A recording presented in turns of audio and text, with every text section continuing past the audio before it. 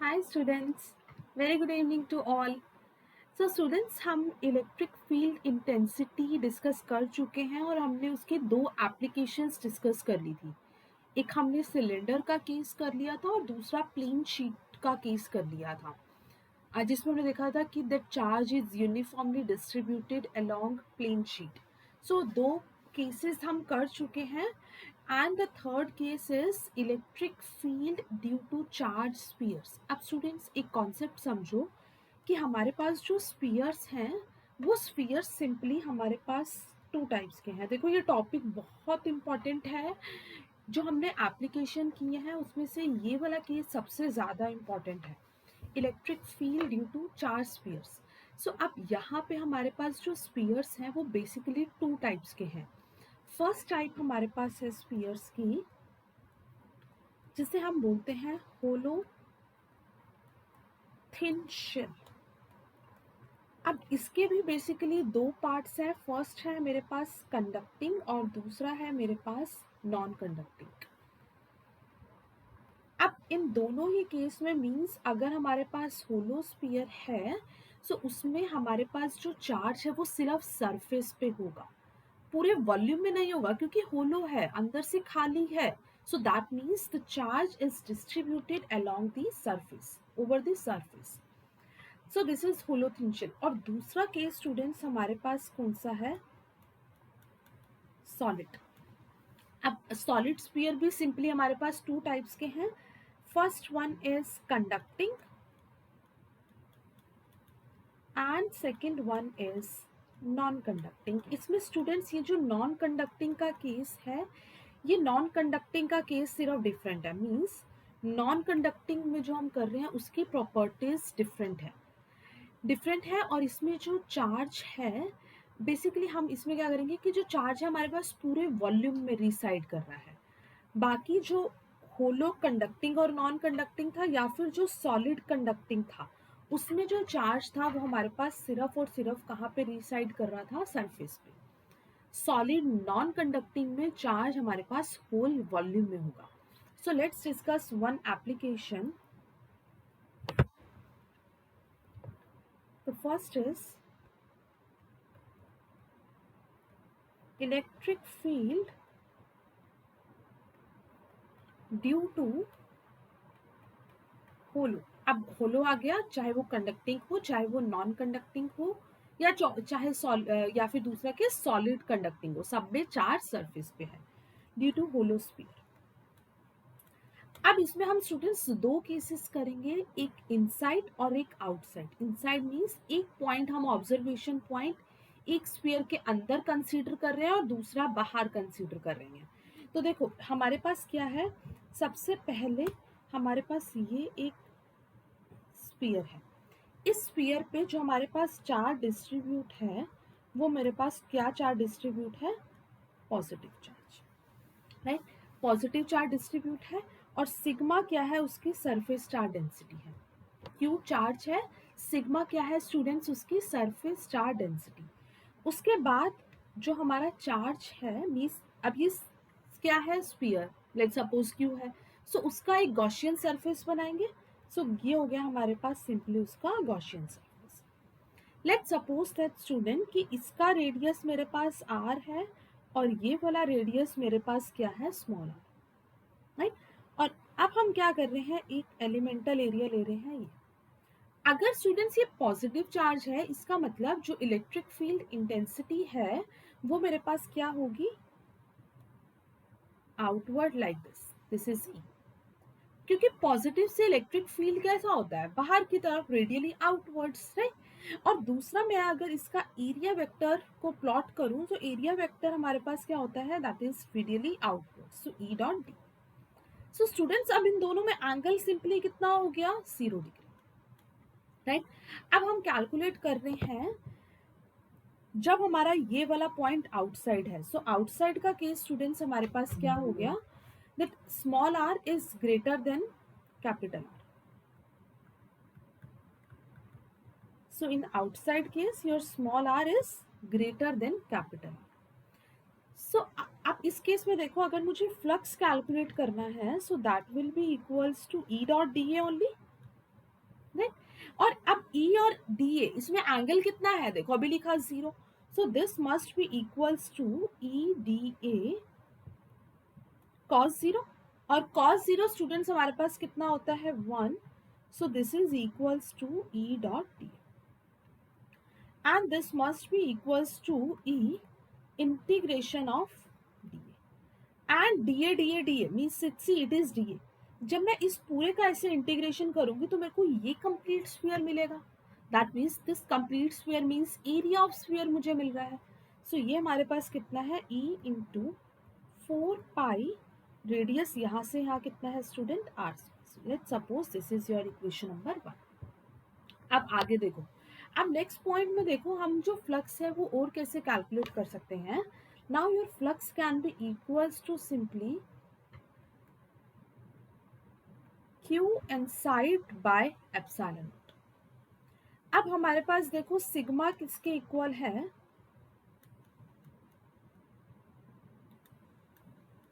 Charge by area. हमें पता है कि सिग्मा सरफेस चार्ज डेंसिटी है, हमारे पास यहाँ पे एरिया की बात हो रही है। सो सिग्मा स्टूडेंट्स मेरे पास क्या है, सरफेस चार्ज डेंसिटी, और ये सिग्मा की वैल्यू मेरे पास क्या है, चार्ज बाय एरिया।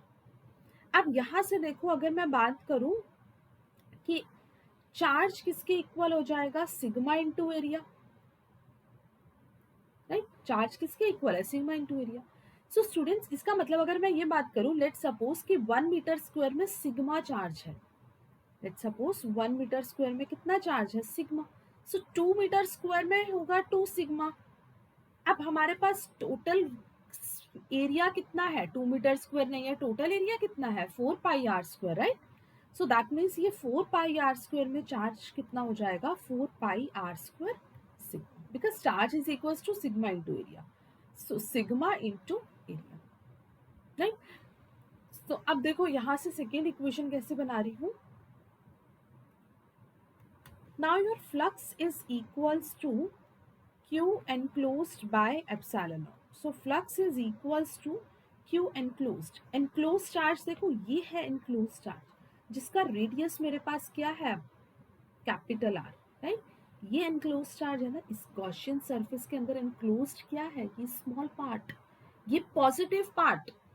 सो इसका मतलब यहाँ पे हो जाएगा Q enclosed 4 pi R square sigma by epsilon. This is your equation number 2. Now when you will compare these two equations, so you will get your result from equation 1 and 2. This is also your flux. So यहाँ से मेरे पास हो जाएगा E 4 pi R square is equals to 4 pi R square sigma by epsilon naught. सो यहाँ से हमारे पास 4 पाई से 4 pi cancel हो गया। सो ई की वैल्यू हमारे पास कितनी आ गई, this is equals to sigma R square over epsilon naught R square. So ये वैल्यू मेरे पास किसकी आ गई, इलेक्ट्रिक फील्ड इंटेंसिटी की, that is equals to so that will be equals to sigma r square or over epsilon naught r square. So अब ये point हमारे पास यहाँ से हमें पता लग रहा है कि जो इलेक्ट्रिक फील्ड इंटेंसिटी है वो इनवर्सली प्रोपोर्शनल है किसके, आर स्क्वायर के। So E is inversely proportional to r square. अब उसके बाद देखो, अब हमें एक और बात पता है, यहाँ से हमें एक और रिजल्ट ये पता है that electric field intensity means E dot D A is equals to Q by epsilon naught. So अब डी ए यहाँ पे मेरे पास क्या हो जाएगा, E dot D A will be equals to this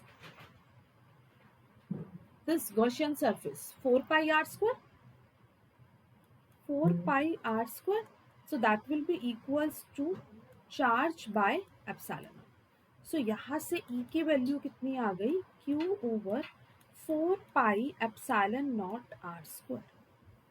so this is the value of electric field intensity. तो यहाँ से हमें ये पता लग रहा है कि अब देखो ये हमारे पास वही रिलेशन हो गया के Q by are square. That means कि हमारा जो क्यू चार्ज है वो हमारे पास Q charge is placed at the centre of the sphere, कि हमारा जो भी चार्ज है वो हमारे पास कहाँ पे प्लेस हो गया, मतलब ऐसा appear हो रहा है, that it appears as that your whole charge is lying at the center of the surface. So ये हमारे पास result हो गया electric field due to holosphere. Next is that you have to find the electric field intensity due to solid conducting sphere.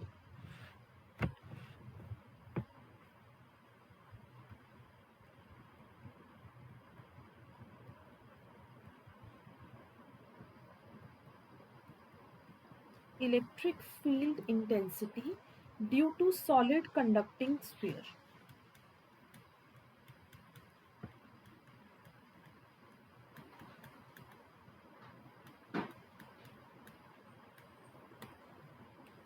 अब solid conducting के case में हमारे पास same सब कुछ सेम है, बट ये सॉलिड बॉडी है. सॉलिड इन द सेंस होलो में अंदर से वो एम्प्टी है. सॉलिड, लेट सपोज कि हमारे पास एक स्फीयर है, सो वो हमारे पास एक कैसी बॉडी हो जाएगी, सॉलिड बॉडी. सो अगर मेरे पास एक सॉलिड कंडक्टिंग बॉडी है, although the charge is lying at the surface on, right. So charge again मेरे पास कहाँ पे लाई कर रहा है, सरफेस पे. So like this.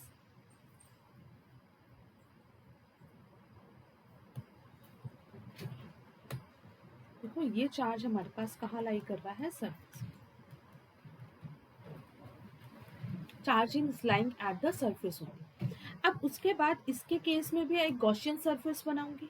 तो लेट्स सपोज ये मेरे पास है एक गॉसियन सरफेस. अब ये गॉसियन सरफेस का मेरे पास रेडियस है स्मॉल आर, और ये वाला जो रेडियस है ये मेरे पास क्या है, capital r. This is your small r and this is capital r, right. So this is my Gaussian surface having radius r, right. After this what is happening, see now अब same वैसा ही case ले रहे हैं कि एक case में small are less है capital R से, मीन्स ये स्मॉल आर इनसाइड वाला पॉइंट हो गया. सो अब देखो इनसाइड के केस में हम क्या करेंगे, इनसाइड में हमारे पास क्या है, that small are is less than capital are. So अब फ्लक्स कैलकुलेट करेंगे. So flux will be equals to integration of E dot D A. So this will be equals to phi is equals to integration of E dot dA cos 0. Again जो भी Gaussian surface है, एक Gaussian surface पे elemental area लिया, area vector बाहर positive है, तो हमारे पास जो उसकी इलेक्ट्रिक फील्ड लाइंस है वो भी कहाँ होगी, outward. So again the angle between both is 0 only. So this also equals to E D A cos 0. So that must be equals to integration of E dot D. DA मिलके complete sphere बन जाएगा. That means area of the sphere again. So flux will be equals to E into 4 pi r square. This is your equation number 1.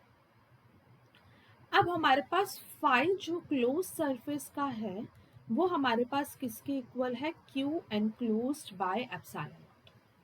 अब हमारे पास क्या है, flux through any close surface is equals to Q enclosed by epsilon naught. अब यहाँ पे देखो कि हमारा पूरा चार्ज सॉलिड बॉडी है और पूरा चार्ज हमारे पास सरफेस पे है. सो अंदर तो कोई चार्ज नहीं है, right. That means your Q enclosed is, if your Q enclosed is 0, that means I can say that your flux associated with the body is 0. अब फ्लक्स 0 हो गया तो E इनसाइड हमारे पास क्या हो जाएगा, इलेक्ट्रिक फील्ड इनसाइड के केस में मेरे पास क्या हो जाएगा, 0, राइट. सो अगर ये तो हो गया इनसाइड का केस. अब अगर मैं इलेक्ट्रिक फील्ड इंटेंसिटी निकालती हूँ आउटसाइड, सो आउटसाइड के केस में हमारे पास क्या हो जाएगा, 1/4 पाई एप्सिलॉन नॉट के क्यू. पूरा चार्ज हमारे पास आउटसाइड में कितना है, capital Q over R. This is the formula to find out the electric field intensity at the point outside. और solid conducting में मेरे पास inside का electric field intensity क्या हो रहा है, 0. This is inside and this is outside. So अब इसका अगर ग्राफ प्लॉट करें और यहीं पे मान लो कि ऐसे पूछ लिया जाता है that at surface, अगर मैं surface की बात कर रही हूँ, सरफेस की बात कर रही हूँ, इसका मतलब your small are is equals to capital are. So बस क्या करेंगे, इस स्मॉल आर की जगह हम क्या पुट कर देंगे, capital are. So E at outside is equals to 1/4 pi epsilon naught Q by are square. ये हमारे पास रिजल्ट आ गया. अब देखो अगर मैं इसका ग्राफ प्लॉट करती हूँ, सो ग्राफ देखो ऐसा हो जाएगा, ये इलेक्ट्रिक फील्ड इंटेंसिटी, ये है मेरे पास आर. इनसाइड के केस में हमारे पास क्या है, जीरो इलेक्ट्रिक फील्ड इंटेंसिटी. सो इसका मतलब इलेक्ट्रिक फील्ड इंटेंसिटी क्या चल रही है, जीरो. उसके बाद स्मॉल आर और कैपिटल आर हमारे पास क्या है, इक्वल है ना. उस केस में क्या हो रहा है, Q by are square. So ये हमारे पास क्या हो गई, maximum, means when small are is equals to capital r. उसके बाद electric field intensity,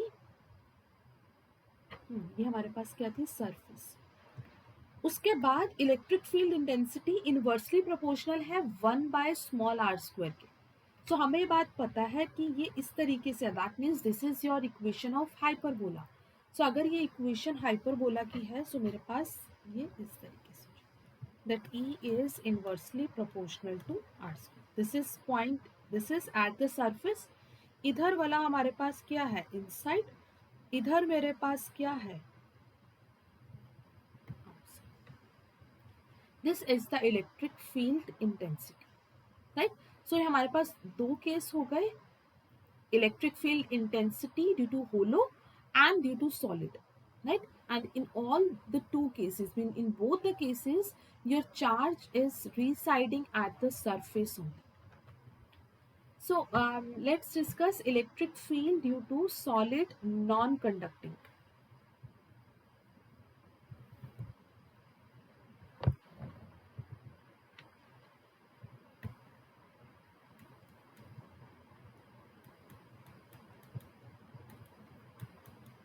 Electric field due to solid non-conducting sphere.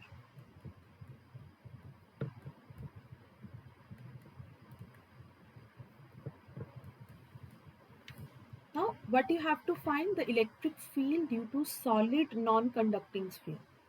अब ये सॉलिड नॉन कंडक्टिंग स्फीयर है, इसका मतलब जो चार्ज है वो हमारे पास स्प्रेड हो जाएगा कंप्लीट वॉल्यूम में, right. So it means charge is distributed uniformly over a volume, means whole volume. Now your charge is distributed uniformly over a whole volume. So in that particular case, what is happening? See, now your charge is distributed along the volume. So अगर ये पूरे volume में distribute हो रहा है, मतलब अंदर भी बाहर भी पूरे वॉल्यूम में डिस्ट्रीब्यूट है, इसका मतलब स्टूडेंट्स ये हो जाएगा कि हम वहाँ पे यूज करेंगे volume charge density, and your volume charge density is rho. So your volume charge density is equals to charge upon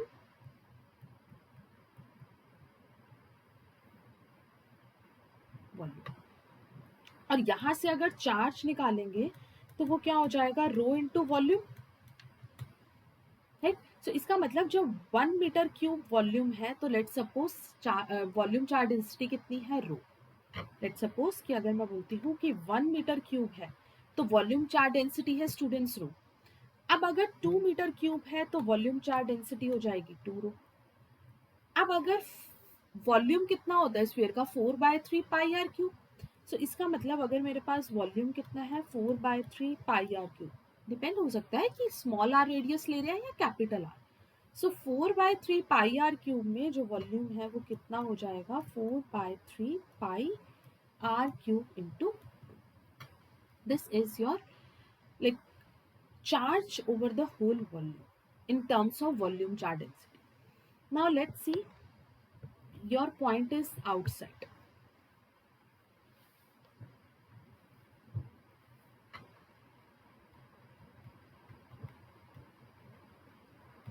Now your charge is lying at the outside. So अब outside के case में क्या होगा students, कि हमारे पास मान लो कि ये जो स्मॉल आर है ये ग्रेटर है किससे, कैपिटल आर से.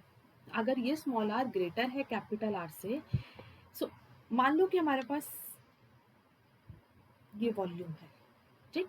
सो इसका मतलब जो चार्ज है वो हमारे पास पूरे वॉल्यूम में स्प्रेड है, ठीक। ये एक स्फीयर है, तो चार्ज क्या है, इस पूरे वॉल्यूम में स्प्रेड है। अब उसके बाद अब इसके लिए मैं एक गॉसियन सरफेस बनाऊंगी। तो जब मैंने इसका गॉसियन सरफेस बनाया तो ये बन गया मेरे पास उसका गॉसियन सरफेस। इस गॉसियन सरफेस में ये जो डिस्टेंस है ये है मेरे पास कैपिटल आर, और ये वाला जो डिस्टेंस है ये है मेरे पास small, capital R and small R. अब यहाँ पे मेरे पास क्या है, एक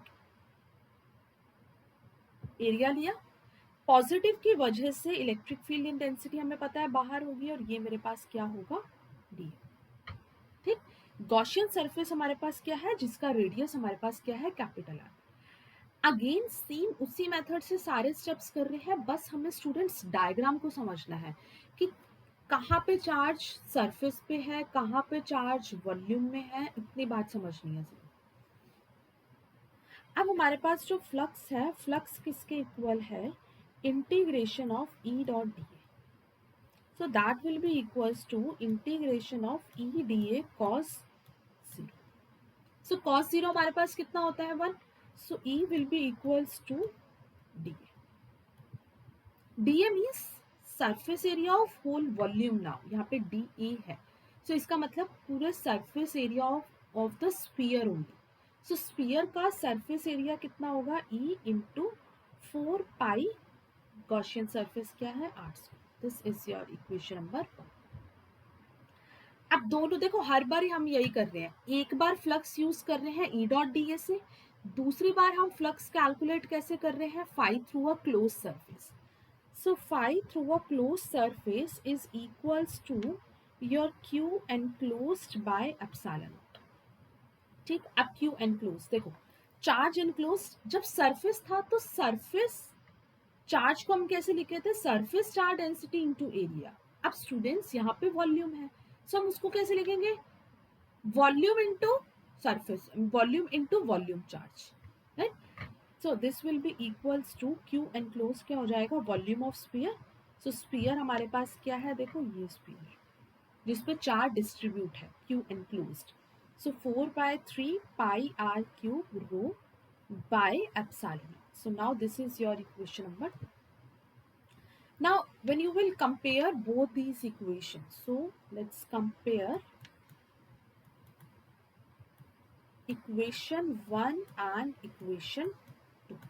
सो जब हम इसको कंपेयर करेंगे सो हमारे पास क्या आ जाएगा, E into 4 pi r² is equals to 4/3 pi r cube by epsilon. अब यहाँ से हमारे पास क्या है, 4 से 4 यहाँ कैंसल, पाई से पाई कैंसल। सो इलेक्ट्रिक फील्ड इंटेंसिटी का रिजल्ट हमारे पास क्या आ गया, ये रो r³ upon 3 epsilon not r²। सो यहाँ से भी स्टूडेंट्स हमारे पास रिजल्ट क्या आ गया, that your E is inversely proportional to R², right. So ये बहुत इंपॉर्टेंट रिजल्ट है हमारे पास, सबको ध्यान रखना है ये। अभी हम कंप्लीट स्टेप वाइज डेरिवेशंस कर रहे हैं कि कैसे हम फॉर्मूले को अप्रोच कर रहे हैं विद कॉन्सेप्ट्स, फिर उसके बाद हम इससे रिलेटेड न्यूमेरिकल्स करेंगे, राइट। सो आफ्टर दिस अगर मान लो कि मैं again phi निकालती हूँ, so that can also be simply calculated by Q by epsilon naught. So this will be equals to E into 4 pi r². So electric field intensity is 1 by 4 pi epsilon naught. Now the charge distribution is Q by r². So अब यहाँ पे भी ऐसा लग रहा है that it seems like your Q charge is placed at the center of the sphere. Right, ये वही रिलेशन हो गया के क्यू बाय r² वाला। इसका मतलब कि हमारा जो चार्ज है Q वो कहाँ पे प्लेस है, मतलब जब आउटसाइड पॉइंट की बात कर रहे हैं, दैट मीन्स देखो ये आउटसाइड, इसका मतलब जो पूरा चार्ज है वो कहाँ पे प्लेस है, centre of the sphere, right. Next है हमारे पास इनसाइड।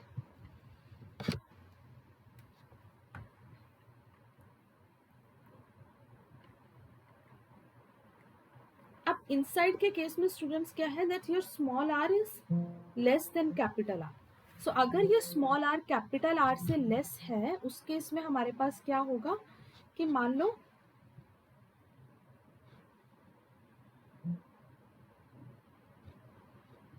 ये हमारे पास क्या है, स्मॉल आर लेस है कैपिटल आर से, मतलब अब जो स्मॉल आर की वैल्यू है वो हमारे पास अंदर आएगी, कैपिटल आर मेरे पास क्या होगा, बाहर.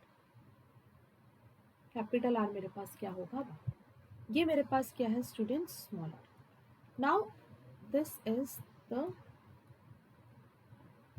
Charge is distributed over the complete volume. So अब यहां से हम क्या करेंगे, ई ड्रॉ करेंगे, डी ए ड्रॉ करेंगे. Again the angle will be zero only, same वही स्टेप्स कर रहे हैं कंप्लीट. ये कैपिटल आर है. सो अब यहां से हमारा गॉसियन सरफेस क्या है, ये स्मॉल आर. सो हमारे पास जो फ्लक्स है, फ्लक्स किसके इक्वल है, that will be equals to your integration of E dot D A cos 0 1. So this will be equals to integration of E dot dA. अब dA मिलके पूरा 4 pi r square बन जाएगा. So this will be equals to E into 4 pi r square. Now let's suppose this is your equation number 1. देखो यहाँ पे जो भी हम ले रहे हैं वो हम गॉसियन सरफेस का एरिया ले रहे हैं. स्मॉल आर और कैपिटल आर में कंफ्यूज नहीं होना. यहाँ पे जो भी हम कंसीडर कर रहे हैं वो हमारा गॉसियन सरफेस का एरिया है. अब दूसरा केस फाई क्लोज सरफेस के लिए लेंगे. So phi through a close surface is equals to simply Q by epsilon naught, right. अब हमारे पास यहां से क्या हो जाएगा, so phi is equals to Q. Charge को कैसे लिख रहे थे, volume into volume charge density. So volume of this sphere is 4/3 pi, कितना है गॉसियन सरफेस के केस में, small r cube, right, 4/3 pi r cube into volume by epsilon. Now this is your equation number 2. Again you will compare both these equations,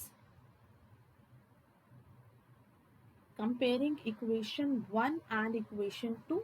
So when you will compare, you will get E into 4 pi r square is equals to 4/3 pi r cube rho by epsilon.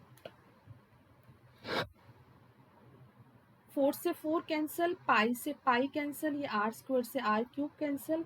सो हमारे पास left term क्या बच गई, रो are upon ये 3 epsilon. So that means students यहाँ पे जो electric field intensity है solid non conducting के केस में, जो इलेक्ट्रिक फील्ड इंटेंसिटी है वो डायरेक्टली प्रोपोर्शनल किसके हो गई, आर के, राइट. अब यहाँ से देखो हमारे पास, अब हम रो की वैल्यू निकाल लेते हैं पहले. तो जब स्टूडेंट्स मैं रो की वैल्यू निकालूंगी, सो रो मेरे पास किसके इक्वल होगा, charge is distributed along the volume. So rho is volume charge density. That means now your whole charge is distributed along the volume of the sphere and the volume of the sphere is 4/3 pi r cube, right. So बार बार बोल रही हूँ कि हमें इसमें confusion नहीं create करना है, small are कब ले रहे हैं, कैपिटल आर कब ले रहे हैं. हमने जितने भी केसेस किए, जो हमारा गॉसियन सरफेस था उसको हमने स्मॉल आर की फॉर्म में कंसीडर किया है, ठीक. E dot D A put कर रहे हो, गॉसियन सरफेस का एरिया पुट होगा. अब यहाँ पे क्यू बाय पूरे वॉल्यूम में कंसीडर, तो पूरा वॉल्यूम ये हो जाएगा ना capital are. So 4/3 pi capital r cube.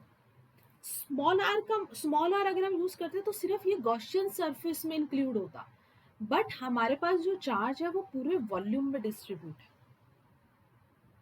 Q by 4/3 pi are cube. So electric field intensity is rho किसके इक्वल है, Q over 4/3 pi are cube. और यहाँ पे क्या हो जाएगा, R over 3 epsilon, right. So यहाँ से हमारे पास क्या हो जाएगा, 3 से 3 cancel. So electric field intensity किसके इक्वल हो गया, q r over 4 pi epsilon naught r. ये हमारा कौन सा पॉइंट हो गया, inside. And it's also very important relation. Outside के केस में हमारे पास जो इलेक्ट्रिक फील्ड इंटेंसिटी आया था वो इनवर्सली प्रोपोर्शनल आ रहा था, देखो 1/r² के, और इनसाइड के केस में वो डायरेक्टली प्रोपोर्शनल है। सो हमें ये बात पता है कि डायरेक्टली प्रोपोर्शनल है, और जब भी प्रोपोर्शनैलिटी के लेफ्ट हैंड साइड और राइट हैंड साइड में सेम पावर होती है, सो ग्राफ स्टूडेंट्स हमारा बनता है स्ट्रेट लाइन। सो वो हमारे पास क्या बन जाएगा, ई, और यहाँ पे हो गया मेरे पास आर। सो इनसाइड के केस में E is proportional to r, और यहाँ पे मेरे पास क्या हो गया r. That means in this at this point small are is equals to capital R, और यहाँ पे मेरे पास क्या हो गया, E is inversely proportional to r square, because 1/r², so this is the equation of hyperbola, that's it। सो हमारे पास दोनों केसेस डिस्कस हो गए हैं। फिर से बोल रही हूँ, बहुत इंपॉर्टेंट केस है। अगर किसी को कोई डाउट है, लेट सपोज अभी भी ये कंफ्यूजन है कि हमें कब स्मॉल आर लेना है, कब कैपिटल आर लेना है, तो जब ट्राई करोगे, इन केस कोई डाउट आता है, so you can ask me in comments, I will let you know. और नेक्स्ट क्लास में मैं इसके प्रीवियस ईयर क्वेश्चंस करवाऊंगी, जो हमारे पास IIT या नीट में इससे रिलेटेड क्वेश्चंस पूछे गए हैं। ठीक, okay then, will see you in the next class.